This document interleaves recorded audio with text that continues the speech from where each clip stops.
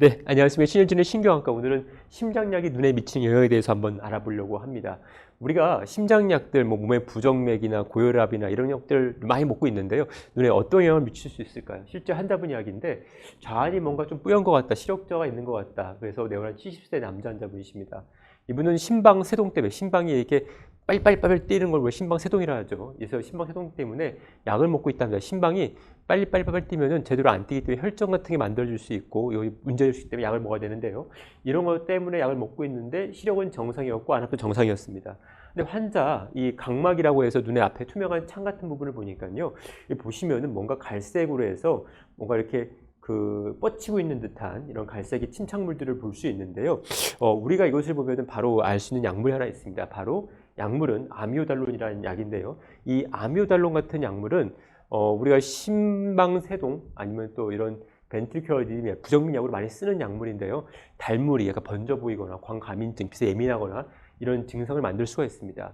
그리고 약물을 쓰는 경우 아까 같이 90%에서는 각막, 눈의 맨 앞에 투명한 창인 각막에 이런 침착물들을 만들 수 있는데요. 보통은 각막 하부에 있는 것이 특징이고요. 약간 갈색을 띠고 있고 이렇게 우리가 퍼지는 듯한 홀라이크 패턴이라는데 이런 것들을 만드는 특징입니다. 보통 약물 복용 후에 바로 생기는 것이 아니라 3개월 정도 이상 복용한 다음에 생기는 것으로 알려져 있고요.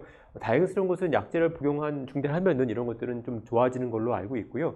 이런 비율이 많지는 않은 것 같습니다. 10% 미만에서 발생하는데 가끔 가다가 드물지만은 이 아미오달론이라는 약이 시신경 병증을 유발하는 경우도 있습니다. 그래서 비율 자체는 1%가 안 되는 것으로 좀 보고되어 있지만은 이런 것들을 먹고서 시력이 떨어지는 경우에는 다시 한번 주치의 상담을 해서 다른 약물로 교체하는 것을 한번 좀 고려해 볼 필요가 있다고 보입니다.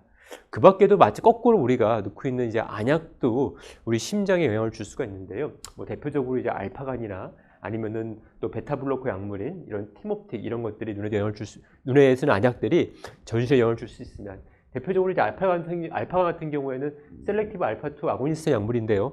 안압을 떨어뜨릴 때 녹내장 약으로 많이 쓰고 있습니다. 근데 이런 것들이 거꾸로 전신 혈관을 이완시켜서 기립성 저혈압을 유발시키기도 하고 마찬가지입니다. 베타블로커 약물도 녹내장 약을 쓰고 있는데 이런 것들이 저혈압뿐만 아니라 아니면 심장을 느리게 하는 부정맥, 서맥 같은 것들을 또 유발할 수도 있습니다. 그래서 만약에 혹시라도 내가 부정맥이나 아니면은 서맥 등으로 다른 약물을 먹고 약이 좀 잘 안 듣는다 싶으면은 혹시 내가 이런 약물들을 안약을 넣고 있는 것이 아닌지도 한번 생각해 보고 이런 약물을 넣고 있다면은 거꾸로 안과 선생님이랑 다시 한번 상담을 해서 약을 바꾸는 것도 한번 우리가 고려해 볼 필요가 있을 것 같습니다.